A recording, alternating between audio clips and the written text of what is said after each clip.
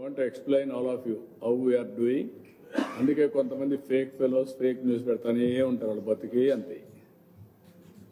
ఇప్పుడు కూడా నేను చూస్తాను, ఇంత హోంవర్క్ జరుగుతూ ఉంటే ఇక్కడ, ఇంత సైంటిఫిక్ వర్క్ జరుగుతూ ఉంటే అప్రిషియేట్ చేయలేరు కాబట్టి గమ్మన్ నోరు మూసుకొని ఉండొచ్చు, అది కూడా లేదు. దానికేదో వక్రీకరించి మాట్లాడడం, ఇదే మాట్లాడే పరిస్థితికి వచ్చారు.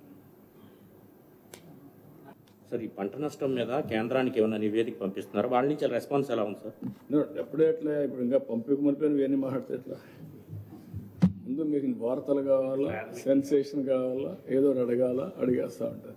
రిపోర్ట్ పంపకమనిపోయి వాళ్ళు ఎట్లా రెస్పాన్స్ ఉందంటే, అంటే రియల్ టైంలో మా ఇక్కడి నుంచి వాళ్ళకి అన్ని వివరాలు అందజేస్తున్నారని చెప్పి.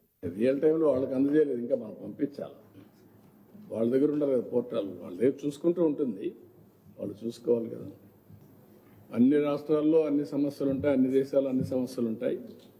బ్యూటీ ఆఫ్ ఇండియా మీరు గుర్తుపెట్టుకోవాల్సింది, అమెరికాలో ఏదైనా కానీ ఒక క్రైసిస్ వస్తే వాళ్ళకి హ్యాండిల్ చేయడం తెలియదు, అంత సిస్టమేటిక్గా రెగ్యులేటెడ్ లైఫ్ కాబట్టి.